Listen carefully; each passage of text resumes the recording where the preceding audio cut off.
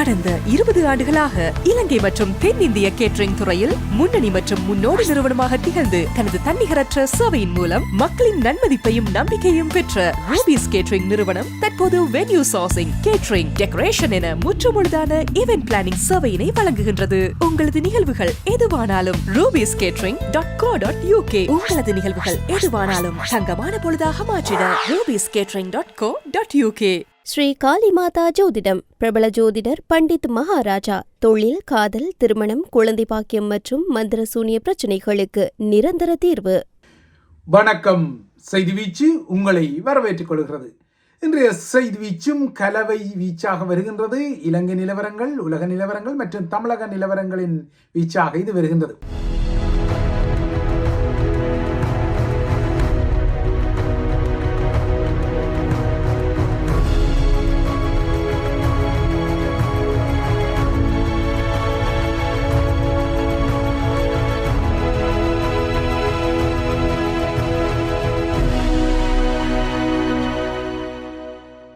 ஐம்பத்தி 3 ஆண்டுகளுக்கு பின்னர் அமெரிக்கா சந்திரனுக்குரிய பயணத்தை தனது ஆர்தமிஸ் 2 திட்டத்தின் மூலம் ஆரம்பித்துவிட்டது. நாசாவின் 4 விண்வெளி வீரர்களும் ஏறக்குறைய 32 மாடி கட்டிடம் ஒன்றின் அளவுக்கு உயரமுள்ள உந்துகணை மூலம், அதாவது ராக்கெட் மூலம் புளோரிடாவின் கெனடி விண்வெளி மையத்திலிருந்து புறப்பட்டு தற்போது பயணித்து வருகின்றனர். இந்த குழு சில தசாப்தங்களுக்கு முன்னர் அப்போலோ வீரர்கள் சந்திரனில் இறங்கியது போல இந்த முறை அங்கு இறங்கப் போவதில்லை. அதற்கு பதிலாக ஏறக்குறைய 10 நாட்களுக்கு சந்திரனையும் தாண்டி பல்லாயிரக்கணக்கான கிலோமீட்டர் தூரத்துக்கு பயணித்த பின்னர் பூமிக்கு திரும்பி வர திட்டமிட்டிருக்கின்றார்கள். குறிப்பாக 6வது நாளில் இந்த குழு சந்திரனை தாண்டி பயணித்து பூமியிலிருந்து அதன் மிக தொலைவான தூரத்தை அடைந்து 1970ஆம் ஆண்டில் அப்போலோ 13 விண்கலம் உருவாக்கிய சந்திரனை நோக்கிய பரப்பு தூரத்தின் சாதனையை இந்த குழு முறியடிக்கும் என எதிர்பார்க்கப்படுகின்றது. தற்போது இடம்பெறும் இந்த பயிற்சி பயண திட்டங்கள் யாவும் சரிவர இடம்பெற்றால் இது ஒரு புதிய சாதனையை படைத்து 2022ஆம் ஆண்டில் மீண்டும் சந்திரனில் மனிதர்கள் கால் பதிக்கும் ஒரு புதிய பதிவை உருவாக்கி கொள்ளும். அதன் பின்னர் சந்திரனில் மனிதர்கள் ஒரு நிரந்தர இருப்பை உருவாக்கும் படிநிலைகள் திட்டமிடப்படும். ஆனால் சந்திரனில் மனிதர்கள் நிரந்தரமாக இருப்பை உருவாக்கும் வகையில் நிலைமைகள் நகர்த்தப்பட்டாலும் தற்போது மனிதர்களுக்கு ஒரு கொடையாக உள்ள பூமியில் மனிதர்கள் நிரந்தரமாக வாழ முடியாதபடி பல போர்க்களங்களுக்கு காரணமாக இதே நாசா திட்டத்தை முன்னெடுக்கும் அமெரிக்கா தான் காரணமாக இருக்கின்றது. குறிப்பாக தற்போது மத்திய கிழக்கு போருக்கும் அதுதான் காரணமாக இருக்கின்றது என்ற கசப்பான யதார்த்தமும் இந்த நாசாவின் உந்துகணை போலவே வேகத்தில் செல்கின்றது. தற்போது இடம்பெற்று வரும் இந்த சந்திரனுக்குரிய பயணத்தில் தளபதி ரீட் வைஸ்மேனுடன் நாசாவில் வெகு சிலரே உள்ள கருப்பின பூர்வீக விண்வெளி வீரர்களில் ஒருவரான விக்டர் குளோவர், பெண் வீராங்கனையான கிறிஸ்டினா கோச் மற்றும் கனடாவின் ஜெரமி ஹேன்சன் ஆகியோர் இருப்பதால் இதுவரை சந்திரனை நோக்கி பயணித்த பயண குழுக்களிலேயே இதுதான் பன்முகத்தன்மை கொண்ட, அதாவது பெண்கள், கருப்பின விண்வெளி வீரர்கள் எல்லாம் இருக்கும் ஒரு குழுவாக அடையாளப்படுத்தப்படுகின்றது. இந்த உந்துகணையின் பயணத்தை பல்லாயிரக்கணக்கான அமெரிக்கர்கள் புளோரிடாவில் திரண்டு பார்த்த பின்னர் தமது அரசு தலைவரான டொனால்ட் ட்ரம்ப் ஈரான் போர் குறித்து வெள்ளை மாளிகையின் கிராஸ்ஹோலில் இருந்து ஆற்றிய இரவு நேர உரையை கண்டுகொண்டார்கள். ஈரான் மீதான தாக்குதல்கள் ஆரம்பிக்கப்பட்ட பின்னர் ட்ரம்ப் முதன்முறையாக வழங்கிய தேசிய உரை இதுவென்பதால் இந்த உரை மீது ஒரு உற்றுநோக்கல் இருக்கத்தான் செய்தது. ஆனால் ஏறக்குறைய 20 நிமிடங்களுக்கு இந்த உரையை வழங்கிய டொனால்ட் ட்ரம்ப் ஏன் இந்த போர் ஆரம்பிக்கப்பட்டது, இந்த போரின் இலக்கு என்ன என்பது குறித்து அமெரிக்க மக்கள் மேற்பார்த்து உலக மக்கள் மத்தியில் எழுந்த அடிப்படையான சில வினாக்களுக்கு துல்லியமான விடைகள் எதனையும் வழங்கிக் கொள்ளவில்லை. இதற்கு மாறாக வழமையான போர் பெருமை பாராட்டு பட்டியல்களை அடுக்கி ஈரான் மீதான தற்போதைய தாக்குதல்கள் தனது நோக்கங்களை எட்டு நிலையில் இருப்பதால் ஈரானில் அமெரிக்காவுக்கு விரைவில் வேலை முடிந்துவிடும் என அவர் கூறும் அளவுக்கு இந்த உரையை பகிரங்கப்படுத்தியுள்ளது. அமெரிக்காவின் ஆபரேஷன் எபிக் ஃபியூரியால் ஈரானின் ஏவுகணைகள் மற்றும் ட்ரோன்களை ஏவும் திறன் குறைக்கப்பட்டுள்ளதாகவும் அவர்களின் ஆயுத தொழிற்சாலைகள் மற்றும் உந்துகணை ஏவுகணைகள் அளிக்கப்பட்டுள்ளதாகவும் ஈரானிய கடற்படை முற்றாக அளிக்கப்பட்டதாகவும் அவர்களின் விமானப்படையும் கடுமையாக சிதைக்கப்பட்டதாகவும் ஈரானின் பல தலைவர்கள் ஏற்கனவே தாக்குதல்களில் கொல்லப்பட்டு விட்டதாகவும் இந்த பட்டியலை அடுக்கிய ட்ரம்ப் எதிர்வரும் 3 வாரங்களுக்கு ஈரான் இன்னும் கடுமையாக தாக்கப்படும் என்ற செய்தியையும் வழங்கியிருக்கின்றார். அவரது உரை முடிந்தவுடன் இன்று அதிகாலை அவர் வழங்கிய செய்தி காரணமாக மீண்டும் உலக சந்தையில் எண்ணெய் விலை ஏற்றமடைந்தது. ஏற்கனவே எண்ணெய் விலை உச்சத்தில் இருக்கும் நிலையில் அந்த உச்சத்திலிருந்து இன்னும் 5% இன்று உயர்வடைந்துள்ளது. இதேபோல ஆசிய பங்கு சந்தைகளும் இன்று காலையே சரிவுடன் தான் ஆரம்பித்தன. ட்ரம்ப் தனது உரையில் ஹோர்முஸ் நீரிணையை திறக்க ஈரானுக்கு வழங்கப்பட்ட ஏப்ரல் 6 என்ற காலக்கெடுவை பற்றி எதுவுமே குறிப்பிடவில்லை. அதாவது இன்னும் 3 நாட்களுக்கு இடையில் இந்த நீரிணை திறக்கப்படாமல் போனால் ஈரானிய சக்தி வள உட்கட்டமைப்புகள் கடுமையான தாக்குதல்களுக்கு உள்ளாகும் என ஏற்கனவே ட்ரம்ப் எச்சரித்த நிலையில் அது குறித்து பிரத்யேகமாக தனது தேசிய உரையில் எதுவுமே ட்ரம்ப் சொல்லிக் கொள்ளவில்லை. மாறாக ஹோர்முஸ் நீரிணை ஊடான எண்ணெயை சார்ந்திருக்கும் நாடுகளை இனிமேல் ஹோர்முஸை கவனித்துக் கொள்ள வேண்டும் என்ற ஒரு கைகழுவலை அவர் பகிரங்கப்படுத்தியிருக்கின்றார். அமெரிக்காவுக்கு ஹோர்முஸ் நீரிணை வழிப்பாதை தேவையில்லை என்பதால், அதன் எண்ணெயையும் அது சார்ந்திருக்கவில்லை என்பதால் அதனை பாவிக்கும் நாடுகளே, அதாவது ஹோர்முஸ் நீரிணை ஊடான எரிபொருளை தேவைப்படும் நாடுகளே அதனை கைப்பற்றி பாதுகாக்க வேண்டும் என்றும் ட்ரம்ப் குறிப்பிட்டிருக்கின்றார். ஹோர்முஸை பாதுகாக்க உதவ மறுத்ததற்காக நேட்டோ மீது ட்ரம்ப் கடுமையான சீற்றத்தை கொண்டிருக்கும் போதிலும் தனது இந்த உரையில் நேட்டோவை பற்றி அவர் நேரடியாக எதுவுமே குறிப்பிடவில்லை. ஆனால் நேற்று பிரித்தானிய ஊடகத்துக்கு அளித்த பேட்டியொன்றில் ட்ரம்ப் நேட்டோவை ஒரு பேப்பர் டைகர், அதாவது காகித புலி என விமர்சித்திருப்பது குறிப்பிடத்தக்க ஒரு விடயம். ட்ரம்பின் இப்போதைய நிலைப்பாடானது ஹோர்முஸ் ஊடாக எண்ணெய் தேவைப்படும் நாடுகளே அந்த பகுதிக்கு செல்ல வேண்டும், அந்த பகுதியை பாதுகாக்க வேண்டும், அதனை பயன்படுத்த வேண்டும் என்பதாக உள்ளபடியே ஹோர்முஸ் நீரிணை வழியாக அமெரிக்கா எண்ணெயை பெறுவதில்லை என்பது யதார்த்தம். ஆனால் விநியோக சங்கிலி இந்த ஹோர்முஸ் நீரிணை ஊடாக இருப்பதையும் மறுத்துக் கொள்ள முடியாது. ட்ரம்ப் தனது உரையில் ஈரான் அமெரிக்காவால் கடுமையாக அடிக்கப்படும் இவ்வாறான தாக்குதல்கள் மீண்டும் ஈரானை கற்காலத்துக்குள் கொண்டு செல்லும் என்ற ஒரு செய்தியையும் சொல்லியிருக்கின்றார். இதே சமகாலத்தில் பேச்சுவார்த்தைகளும் தொடர்வதாக ட்ரம்ப் தனது உரையில் குறிப்பிட்டார். ஆனால் ஒப்பந்தம் எதுவும் மேற்கொள்ளப்படவில்லை என்றால் அவர்களின் ஒவ்வொரு மின் உற்பத்தி நிலையங்களும் தாக்கப்படும், ஒரே நேரத்திலும் இவை தாக்கப்படும் என சொல்லி இருக்கிறார். இதற்கிடையே ஏற்கனவே ஆயிரக்கணக்கான வான்வழி தரையிறக்க துருப்புக்கள், அதாவது ஏர்போர்ன் டிவிஷன்கள் மற்றும் கடல் வழி தரையிறக்க துருப்புக்கள், அதாவது அம்பிபிஎஸ் மரைன் துருப்புக்கள் உட்பட்ட சிறப்பு துருப்புக்கள் மத்திய கிழக்குக்கு அனுப்பப்பட்டிருக்கும் நிலையில் இந்த நகர்வு எதற்காக என்பதையும் ட்ரம்ப் தனது உரையில் சுட்டிப்பாக குறிப்பிடவில்லை. அத்துடன் ஈரானின் அணுசக்தி தளங்கள் அமெரிக்காவின் தீவிரமான செயற்கைக்கோள் கண்காணிப்பில் உள்ளதாகவும் அவர் குறிப்பிட்டுக் கொண்டார். இதே சமகாலத்தில் ஈரான் போர் குறித்து அமெரிக்கர்கள் பொறுமை காக்க வேண்டும் என கோரிய ட்ரம்ப் அதற்காக அமெரிக்கா ஏற்கனவே பங்கெடுத்த முன்னைய போர்களின் கால அளவுக்குரிய பட்டியல்களையும் வழங்க தவறவில்லை. அமெரிக்கா பங்கெடுத்த 1ஆம் உலகப் போர் 1 வருடம் 7 மாதங்கள் 5 நாட்களுக்கு நீடித்ததாகவும், அதேபோல 2ஆம் உலகப் போர் 3 ஆண்டுகள் 8 மாதங்கள் 25 நாட்களுக்கு நீடித்ததாக குறிப்பிட்ட ட்ரம்ப் கொரியா, வியட்நாம், ஈராக் போர் என நீண்ட போர்களையும் தனது பட்டியலில் சுட்டிக்காட்டினார். வியட்நாமில் கிட்டத்தட்ட 20 ஆண்டுகளாக அமெரிக்கா போரிட்டதாக குறிப்பிட்ட ட்ரம்ப் ஈரான் மீதான நடவடிக்கை இப்போது 32 நாட்களை மட்டுமே கடந்திருப்பதால் அதற்கிடையில் அமெரிக்கர்கள் இந்த போர் குறித்து பொறுமை இழக்கலாமா என ஒரு வினாவை எழுப்பிக் கொண்டார். ஆக மொத்தம் ஈரான் அடிப்படையில் முற்றிலும் அழிக்கப்பட்டு விட்டதாக ட்ரம்ப் மீண்டும் குறிப்பிடும் போதிலும் போர்க்களத்தில் ஈரானிய இராணுவம் ஒரு பிடிவாதமான எதிரியாகவே அமெரிக்காவுக்கும் இஸ்ரேலுக்கும் இன்று வரை நீடிப்பதற்குரிய ஆதாரங்கள் இன்று அதிகாலை தாக்குதல்கள் ஊடாகவே தெரிந்தது.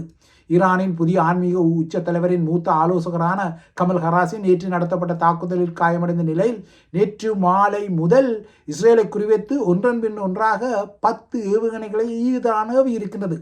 யூதர்கள் தமது பஸ்கா பண்டிகையின் முதல் இரவை நேற்று இதனால் பதுங்கு குழிகளுக்குள் தான் கழிக்க வேண்டி வந்தது. நாளை பெரிய வெள்ளி வருகின்றது. உயிர்த்த ஞாயிறு தாக்குதலுக்கு முன்னரான பெரிய வெள்ளி.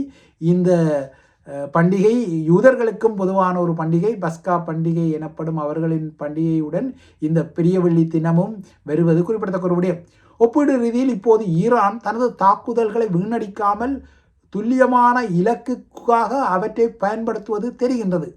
போர் ஆரம்பித்த பின்னர் முதல் வாரத்தில் தினசரி 100 தாக்குதல்களை நடத்திய ஈரான் தற்போது தனது ஏவுகணைகளையும் ஆளில்லா விமானங்களையும், அதாவது ட்ரோன்களையும் மிச்சப்படுத்தும் வகையில் அவற்றின் ஏவுதல்களை அவசியமான இலக்குகளுக்கு பயன்படுத்திக் கொள்வதால் இப்போது சராசரியாக 50க்கு உட்பட்ட தாக்குதல்களே ஈரானில் இருந்து நடத்தப்பட்டு வருகின்றன. இது ஒரு புதிய வியூக அறிகுறியாக தெரிகின்றது. இந்த நிலையில் இந்த ஈரானிய இல்லையென்றால் மத்திய கிழக்கு போர் நிலவரங்களை தாண்டி இலங்கை நிலவரங்களை நோக்கி கொண்டால் நேற்று முன்தினம் 5 நாட்களுக்குரிய உத்தியோக பயணத்துடன் இலங்கைக்கு சென்ற ரஷ்யாவின் துணை வெளியுறவு அமைச்சர் ஆண்ட்ரே ருடென்கோ தொடர்ந்தும் இலங்கையில் சந்திப்புகளை நடத்தி வருகின்றார். ரஷ்ய எண்ணெய் தடையை கடந்த மாதம் தளர்த்திய அமெரிக்கா அந்த தளர்வை இப்போதைக்கு எதிர்வரும் ஏப்ரல் 11 வரை தான் வைத்திருக்கின்றது. அதற்கு பின்னர் இந்த தடை தளர்வு நீடிக்கப்படுமா இல்லை மீண்டும் தடை கொண்டு வரப்படுமா என்பது தெரியவில்லை. ஆனால் இந்த தளர்வு நீடிக்கப்படாமல் போனால் ரஷ்ய எண்ணெயை இலங்கையும் கொள்வனவு செய்ய முடியாது. ஏனென்றால் ஏப்ரல் 11 நெருங்கிவிட்டது. இது ஒரு யதார்த்தமான நிலை இருக்கின்றது. அதற்கிடையில் கொள்வனவுகளை செய்யும் வகையில் ரஷ்ய ஸ்ரீலங்கா அரசாங்கங்கள் மும்முரமான ஏற்பாடுகளை செய்தாலும் இது ஒரு சவாலான விடயம் என்பதை சிலோன் பெட்ரோலிய கூட்டுத்தாபனத்தின் தலைவர் பகிரங்கமாக ஒப்புக்கொண்டிருக்கின்றார். ஸ்ரீலங்கா தற்போது ரஷ்யாவுடன் பேச்சுவார்த்தை நடத்தி வந்தாலும் கால எல்லைகள் மற்றும் நடைமுறை சிக்கல்கள் இந்த காலக்கெடுவுக்குள் ஒப்பந்தங்களை முடிப்பதற்கு தடையாக இருக்கும் என்பதையும் அவர் கசப்பான ஒரு யதார்த்தமாக ஒப்புக்கொண்டிருக்கின்றார். இந்த நிலையில் இலங்கைக்கும் எரிபொருள் நிலைமை மேலும் கடினமாக போவது யதார்த்தம் என்றாலும் அரசாங்கம் இதனை பெரிதும் சமாளிக்கின்றது. அரசாங்கத்தின் மீதான எதிர்ப்பு எரிபொருள் நெருக்கடியால் அதிகரிக்கும் என்பதால் அந்த எதிர்ப்பை தணிக்க இப்போது அரசு தலைவர் அனுகுமார் திசாநாயக்கா தமிழர் தரப்புக்கு சில கரத்துண்டுகளை நீட்டி சமரசங்களை தேட முனைகின்றார். அந்த வகையில் மனோ கணேசன் தலைமையிலான தமிழ் முற்போக்கு கூட்டணியுடன் அவர் இன்று பிற்பகலில் பேசிக்கொள்கின்றார். இந்த பேச்சுக்களின் போது மலையக தமிழ் மக்கள் எதிர்நோக்கும் அவசரமான பிரச்சனைகள், வாழ்வாதார சவால்கள் மற்றும் நாட்டின் தற்போதைய அரசியல் சூழல் குறித்து ஆராயப்பட உள்ளதாக அரசு தலைவரின் பணியகம் குறிப்பிட்டுள்ளது. அரசாங்கத்தை பொறுத்தவரை தன் மீதான மக்களின் எதிர்ப்பை சமாளிப்பதற்கான சில மாற்று தந்திரோபாயங்களை வகுக்க தலைப்படுகிறது. அதன் அடிப்படையில் மீண்டும் மீண்டும் போதைப்பொருள் கடத்தல் கிங்பின்கள் குறித்த செய்திகள், ஈஸ்டர் தாக்குதல் செய்திகள், அதாவது ஈஸ்டர் தாக்குதல் சதிகள் குறித்த செய்திகளை அது முன்னரங்குக்கு நகர்த்த தலைப்படுகின்றது. எதிர்வரும் ஞாயிறு மீண்டும் ஒருமுறை ஈஸ்டர் தாக்குதலின் இன்னொரு நினைவு நாள் வரும் நிலையில் இந்த சதிக்கதைகள் எல்லாம் வருகின்றன. அதற்கு தோதாக உதய கம்மன்பிலவின் ஈஸ்டர் சதிகள் குறித்த ஒரு நூலும் அண்மையில் பரபரப்புகளை கிளப்ப முயல்வதாக குறிப்பிட்டு அதில் சொதப்பலை கண்டுகொண்டது. இந்த நிலையில் பூசாத் சிறையில் கடும் பாதுகாப்பு பிரிவுகளில் தற்போது தடுத்து வைக்கப்பட்டுள்ள போதைப்பொருள் கடத்தல் கிங்பின்களில் ஒருவரான வெலேசுதா எனப்படும் சமந்தகுமாரவை கொல்ல பல சதித்திட்டங்கள் போடப்பட்டமை கண்டுபிடிக்கப்பட்டுள்ளதாக ஸ்ரீலங்கா பாதுகாப்பு வட்டாரங்கள் தெரிவித்துள்ளன.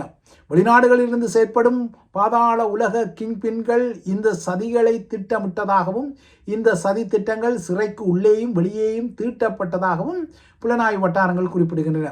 இந்த சதி திட்டத்தின் முக்கிய சூத்திரதாரிகளாக முகமது நஜீம், முகமது இம்ரான் என அழைக்கப்படும் கஞ்சிபானி இம்ரான் மற்றும் சமிந்த ரவி ஜெயநாத் என அழைக்கப்படும் தெமட்டகொட சமிந்த ஆகியோர் இருப்பதாகவும் ஸ்ரீலங்கா புலனாய்வு வட்டாரங்கள் கூறுகின்றன. வெள்ளைசுதாவை கொலை செய்வதற்கு ராக்கெட் லாஞ்சர்கள் மற்றும் T-56 துப்பாக்கிகளும் கடல் வழியாக நாட்டுக்குள் கடத்தப்பட்டதாகவும் வெள்ளைசுதாவை நீதிமன்றத்திற்கு அழைத்துச் செல்லும் சிறை பேருந்தின் மீது RPG தாக்குதல் நடத்துவது உட்பட்ட திட்டங்கள் இந்த சதிகளில் இருந்ததாகவும் கூறப்பட்டுள்ளது. இதேபோல நீதிமன்ற விசாரணைகளுக்காக கைதிகள் ஸ்கைப் அறைகளுக்கு அழைத்துச் செல்லப்படும் போது ஏற்படும் நெரிசல் அல்லது குழப்பத்தை பயன்படுத்தி ஒரு கைதியை கொண்டு ஒரு ஊசி மூலம் வெள்ளைசுதாவுக்கு விஷமேற்றும் புதிய பிளான் பி சதிகளும் திட்டமிடப்பட்டதாகவும் இதேபோல வெள்ளைசுதாவின் சிறை உணவில் விஷத்தை கலக்க முயற்சிக்கும் இன்னொரு சதி திட்டம் போடப்பட்டதாகவும் பல சதி திட்டங்கள் குறித்து ஸ்ரீலங்கா புலனாய்வுத்துறை குறிப்பிடுகின்றது. இந்த சதி திட்டங்களுக்காக பல மில்லியன் ரூபாய் முற்பணம் ஏற்கனவே செலுத்தப்பட்டு விட்டதாக தகவல் கிடைத்ததை அடுத்து சிறைச்சாலையின் உளவு பிரிவு இப்போது ஒரு சிறப்பு விசாரணையை நடத்தி வருவதாகவும் ஸ்ரீலங்கா புலனாய்வு வட்டாரங்கள் தெரிவித்துள்ளன. இவை இலங்கை விடயங்கள். அடுத்து தமிழக நிலவரங்களை இறுதியாக நோக்கி கொண்டால் தமிழக சட்டப்பேரவை தேர்தல் களம் மும்முரமடைந்திருக்கின்றது. ஏற்கனவே பெரம்பூர் தொகுதியில் கடந்த 30ஆம் தேதி வேட்புமனுவை தாக்கல் செய்த தமிழக வெற்றி கழகத்தின் தலைவர் விஜய் இன்று திருச்சியில் தனது 2வது வேட்புமனுவை தாக்கல் செய்கின்றார். அதன் பின்னர் திருச்சி காந்தி சந்தை பகுதியில் விஜய் பரப்புரை செய்ய உள்ள நிலையில் அவரது பரப்புரையில் கடந்த காலத்தில் ஏற்பட்ட பல மரணங்கள், கசப்பான சம்பவங்களை அடுத்து அவரது இன்றைய பரப்புரைக்கு பல கட்டுப்பாடுகள் விதிக்கப்பட்டுள்ளதாக அவரது தரப்பு கூறுகின்றது. இந்த கட்டுப்பாடுகளை தாம் ஏற்றுக்கொண்டதாகவும் தவைக்கா கூறுகிறது.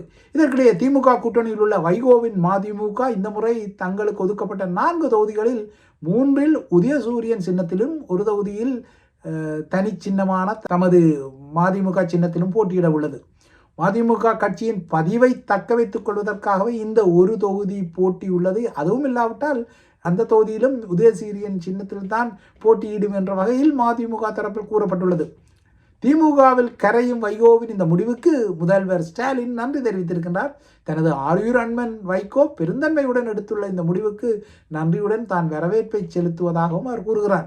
இதற்கிடையே தமிழக சட்டசபை தேர்தலை முன்னிட்டு பல்வேறு கருத்து கணிப்புகள் வெளியாகி வரும் நிலையில் புதிதாக வெளியான ஒரு கருத்து கணிப்பில் இந்த தேர்தலில் திமுக கூட்டணி அமோக வெற்றி பெறும் என்றும், அதிமுக கூட்டணி விஜயின் தாவேகா, சீமானின் நாம் தமிழர் கட்சி ஆகியன கடும் பின்னடைவுகளை சந்திக்கும் என்றும் தெரிவிக்கப்பட்டுள்ளது.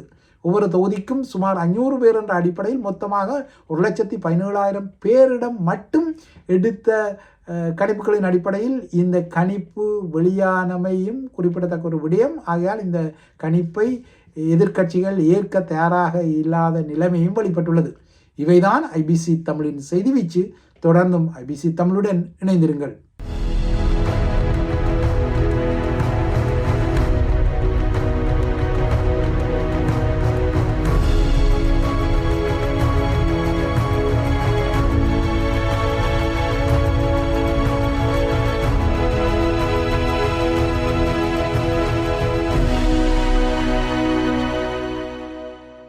ஸ்ரீ காளிமாதா ஜோதிடம் பிரபல ஜோதிடர் பண்டித் மகாராஜா. தொழில், காதல், திருமணம், குழந்தை பாக்கியம் மற்றும் மந்திர சூனிய பிரச்சினைகளுக்கு நிரந்தர தீர்வு.